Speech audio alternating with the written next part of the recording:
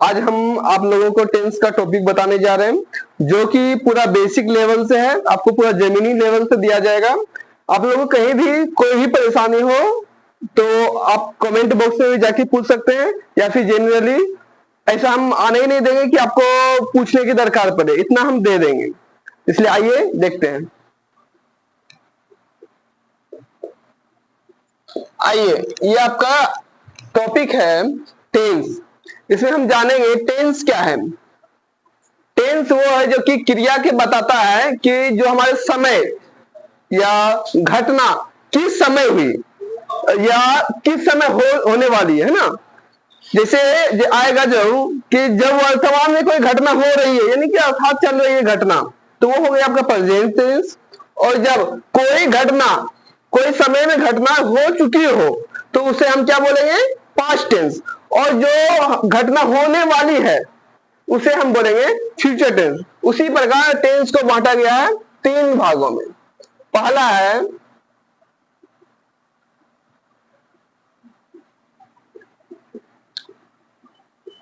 Present tense,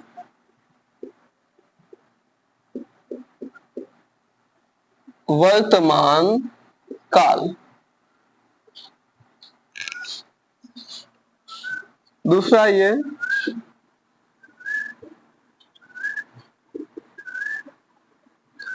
past tense, भूत काल। तीसरा ये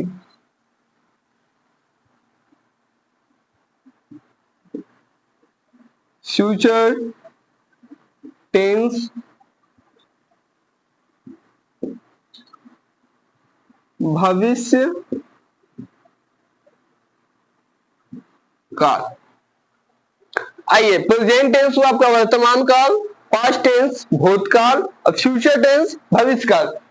इसमें हम पढ़ेंगे प्रेजेंट टेंस में कि वो घटना जो कि ये दर्शाता हो कि वो घटना हमें वर्तमान में हुई है, और पास्ट टेंस ये आपको दर्शाएगा कि हमारी जो घटना है वो हो चुकी है भूतकाल में, यानी कि बीते समय में हो चुकी है। और ये जो फ्यूचर टेंस है ये आपको बताएगी घटना हमारा भविष्य काल में होने वाली है। या आइए बच्चों, उसके बाद हम जानते हैं पहला टॉपिक प्रेजेंट टेंस का। प्रेजेंट टेंस में आता है, प्रेजेंट टेंस में आता है इसका 4 प्रकार। पहला प्रेजेंट इंडेफिनिट टेंस, जो कि अभी बताएंगे आपको, 4 भेद उसका ध्यान दीजिए। नोट कर लिए तो मिटा रहे।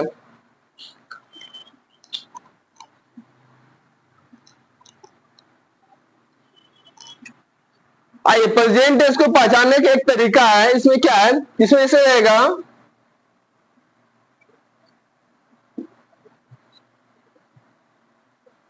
कोई कार्य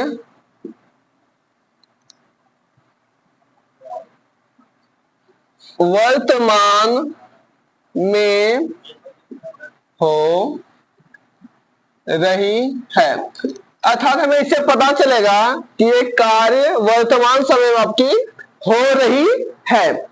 आइए हम जानेंगे प्रेजेंट टेंस के बारे में। प्रेजेंट टेंस 4 प्रकार के होते हैं। देखिए टॉपिक है ये अगला,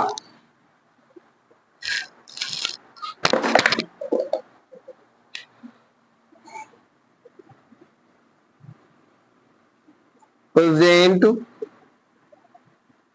टेंस 4 प्रकार के होते हैं। पहला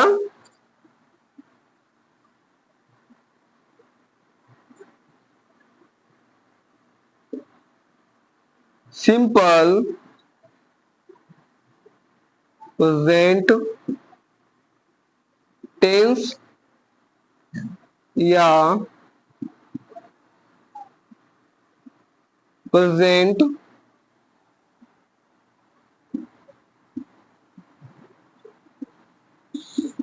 indefinite tense. Simple present tense या प्रेजेंट इंडेफिनिट टेंस। दूसरा आएगा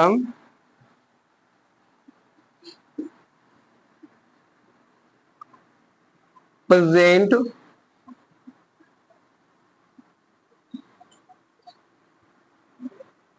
कंटिन्यूअस टेंस या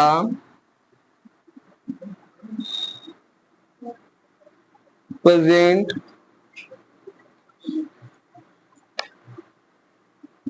imperfect tense, present continuous tense या प्रेजेंट इम्परफेक्ट टेंस। तीसरा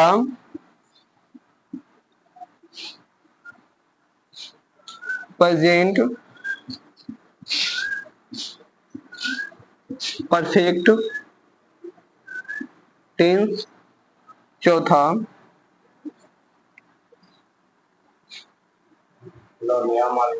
प्रेजेंट परफेक्ट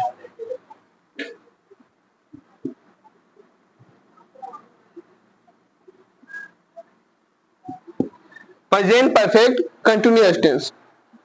आइए देखिए बच्चों, ये आपका प्रेजेंट टेंस को जो 4 भागों में बांटा गया है उसको हम लिख दिए हैं। आइए, पहला simple present tense. Simple present tense को ही कहते हैं प्रेजेंट इंडेफिनिट टेंस। दूसरा present continuous tense. Present continuous tense को ही दूसरा कहते हैं प्रेजेंट इम्परफेक्ट टेंस। तीसरा प्रेजेंट परफेक्ट टेंस। चौथा प्रेजेंट परफेक्ट कंटिन्यूअस टेंस। आइए हम पहला जानेंगे सिंपल प्रेजेंट टेंस के बारे में।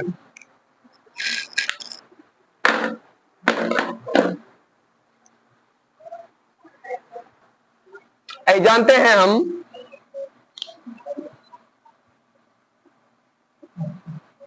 प्रेजेंट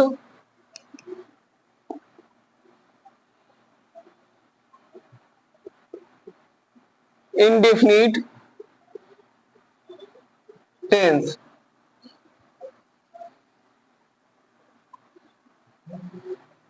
प्रेजेंट इंडेफिनिट टेंस, इसको आज पढ़ेंगे हम।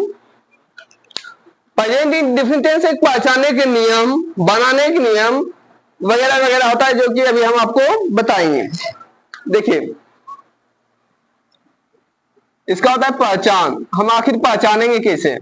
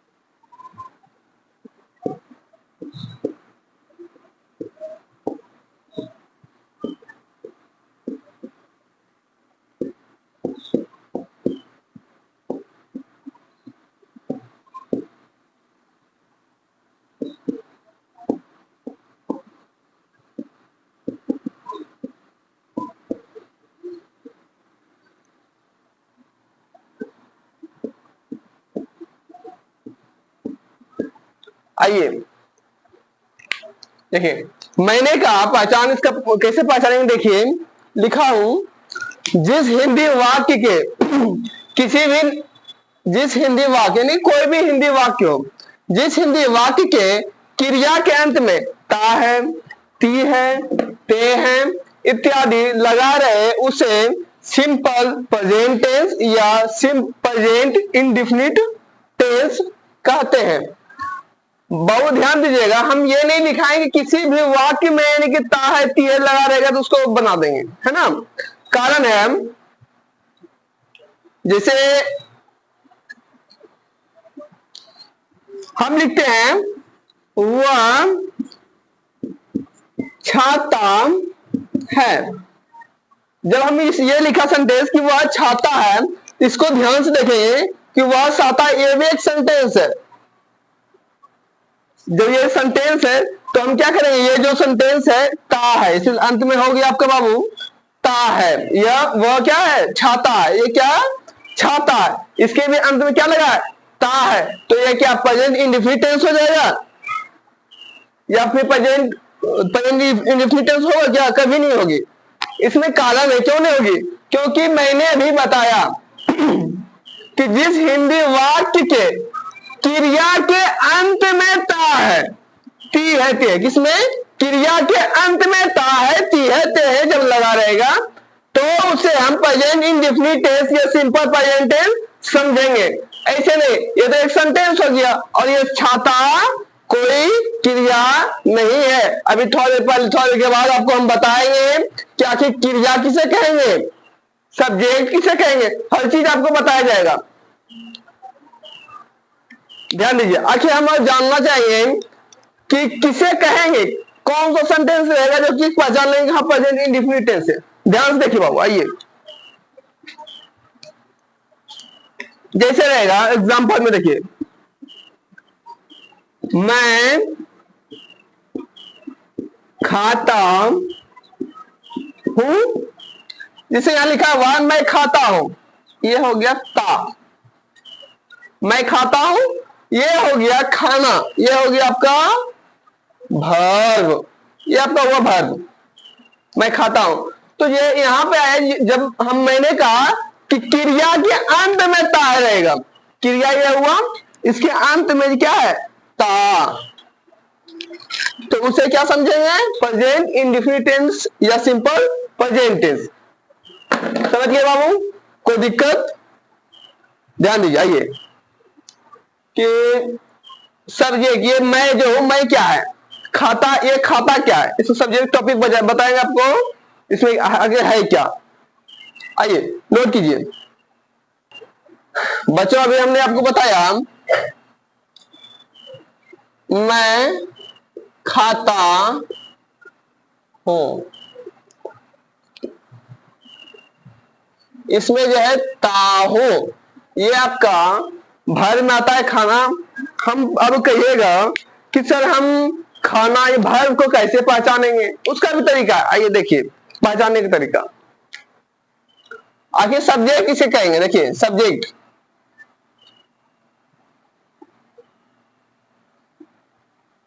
सब्जेक्ट किसे कहेंगे, सब्जेक्ट का हिंदी होता है कर्ता,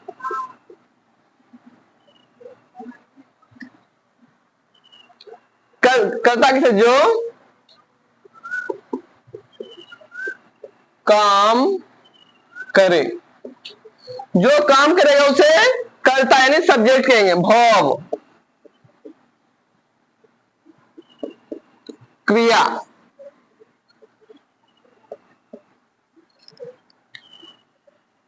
जिससे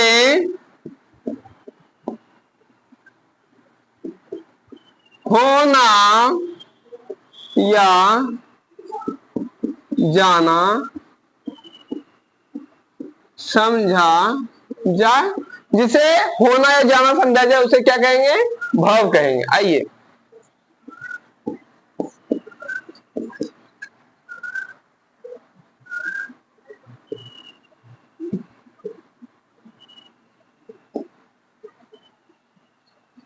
आइए ऑब्जेक्ट किसे कहेंगे, देखिए जिस पर, ओ सट गए क्या, जिस पर कर्ता का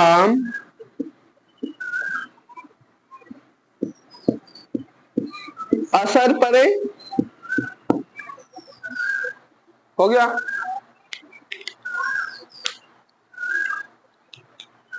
आइए नोट हो गया। आइए आप समझ गए सब्जेक्ट किसे कहेंगे, सब्जेक्ट वो है जो काम करे, अर्थात मैं खाता हूं, मैं खाने का काम किसने किया, मैंने किया, तो मैं क्या हुआ, करता। उसके बाद यह भव, खाना जिसे हम दिखाए, जिससे होना या जाना समझा जाए, जिसे होना या जाना समझा जाए उसे क्या कहेंगे, सब्जेक्ट वर्ब कहेंगे। जैसे मैंने आम खाया, मैंने पढ़ा, पढ़ना क्या हुआ, काम हो गया। उसके बाद ऑब्जेक्ट, ऑब्जेक्ट में क्या है, कर्म, जिस पर कर्ता का असर पड़े उसे क्या कहेंगे, कर्म। आइए अब आपको सीखना है प्रेजेंट इंडेफिनिट टेंस का जो वाक्य रहेगा, सेंटेंस रहेगा, उसको हम कैसे आखिर से बनाएंगे, क्या नियम है उसके बनाने का। इसका बनाने के नियम है आपको बताने जा रहे हैं, ध्यान से देखिए।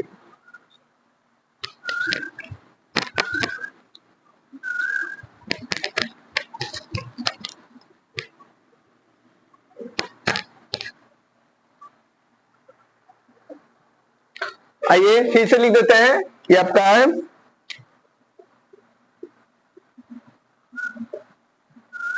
प्रेजेंट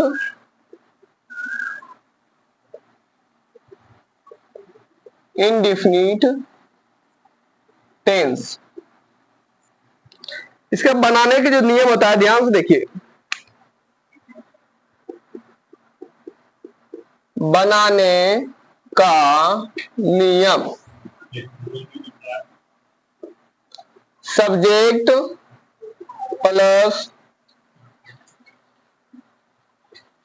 वर्ब 1 या verb 5 plus object plus other words. आइए जैसे ये हुआ बच्चों आपका बनाने के नियम। हम आपको बता चुके हैं सब्जेक्ट क्या है, वर्ब क्या है, ऑब्जेक्ट क्या है। ये अदर वर्ड से जो है अलग का सब्जेक्ट है, अलग का जो वर्ड आता है, कोई भी वर्ड वो अलग वाला बाहर से वर्ड हुआ जो भी, जैसे कि मैं खाता हूं, जैसे मैं आम खाता हूं, ये सब यानी कि मैं बाजार जाता हूं, कुछ इसमें अदर वर्ड जो है उसमें शामिल होगा। ध्यान दीजिए इसके बाद ये जो आपका नियम फॉर्मूला जो स्ट्रक्चर हुआ इसको कहते हैं अफर्मेटिव, AFFARMATIVE, अफर्मेटिव।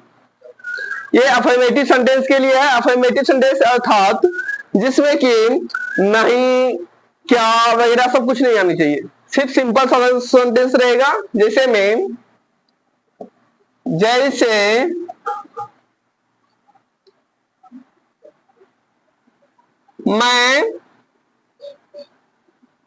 खाता हूं, इसको बनाएंगे IEAT, इट।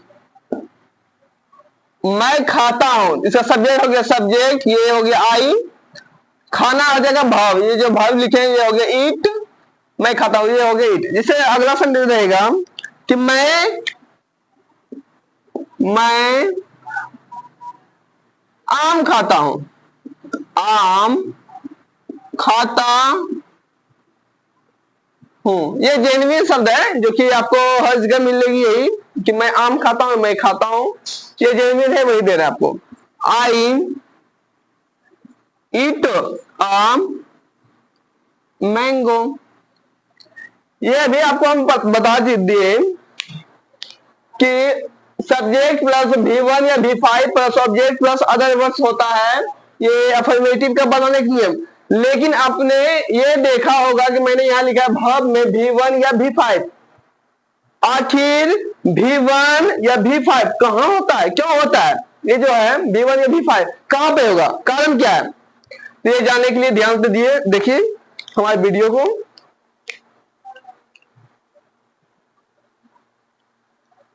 इसका एक रूल है, आपको हम पर्सन और सिंगुलर नंबर, प्लूरल नंबर सब आपको बता चुके हैं पिछले क्लास में। आइए देखते हैं, नोट में लिखे बाबू,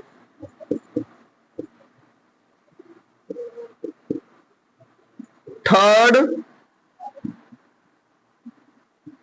पर्सन सिंगुलर नंबर के साथ एस या ES का प्रयोग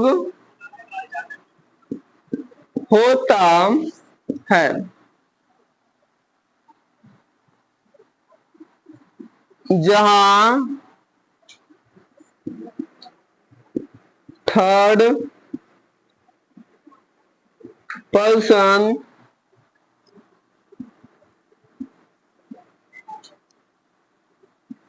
सिंगुलर नंबर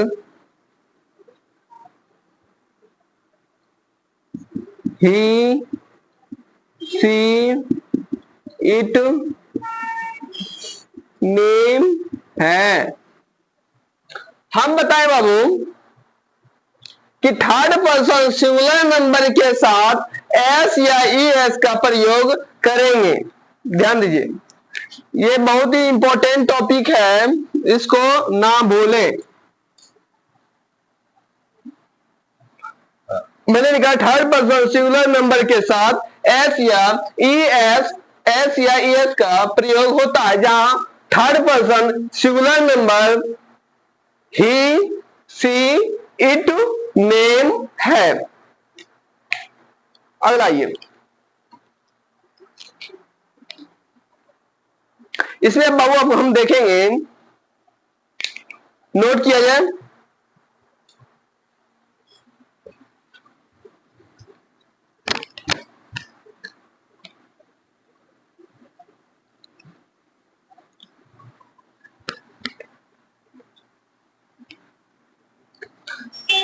मैंने अभी बताया आपको कि थर्ड पर्सन सिंगुलर नंबर के साथ एस या एस का प्रयोग करेंगे। जैसे में एग्जाम्पल देखिए, एग्जाम्पल, उसके बाद एग्जाम्पल लिखिएगा, राम आम खाता है। इसको बनाएंगे, राम, पहला होगा सब्जेक्ट इसका राम, राम लिख देंगे। ऑब्जेक्ट ऑब्जेक्ट होगा और मैंगो, भाव हो जाएगा खाना। देखिए, राम इट्स आम मैंगो। देखिए यहां ध्यान से, मैंने राम के साथ इट्स का प्रयोग किया है, क्योंकि आपको साफ साफ अभी बता दिए कि ये क्या है, थर्ड पर्सन सिंगुलर नंबर है। कौन है? तो राम। अभी मैंने बताया थर्ड पर्सन सिंगुलर नंबर कौन कौन है, ही सी इट नेम, ये सब थर्ड पर्सन आपका सिंगुलर नंबर में आता है। कल के होमवर्क के लिए ध्यान दीजिए, लिखिए, राम एक पत्र लिखता है। दूसरा,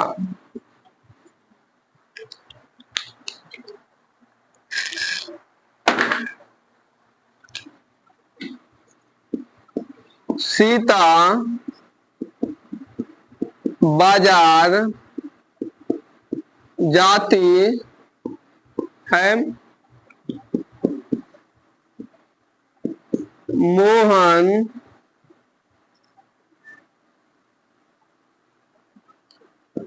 मेरे साथ पढ़ता है।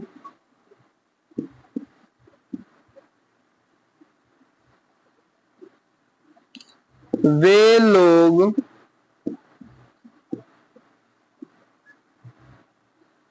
यहाँ खाते हैं।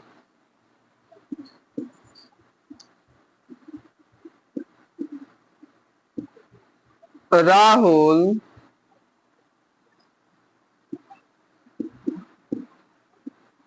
क्रिकेट खेलता है।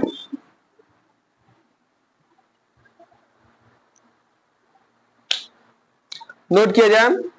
पांचों बाबू ध्यान से देखिए, बना के लाइएगा।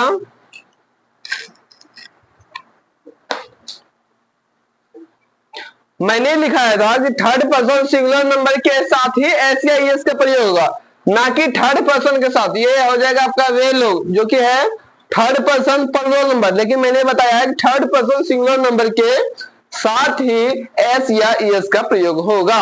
ध्यान से देखिए, मिटाएं।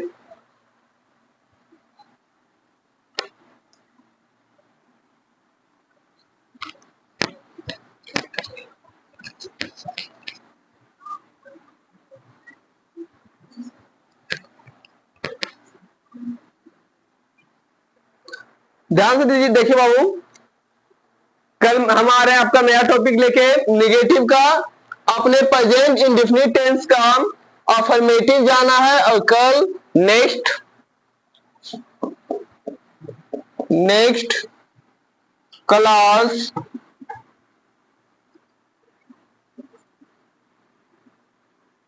प्रेजेंट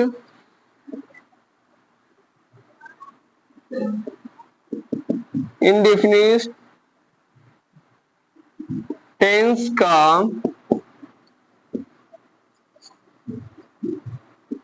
निगेटिव होगा। नेक्स्ट क्लास में ये होगा आपका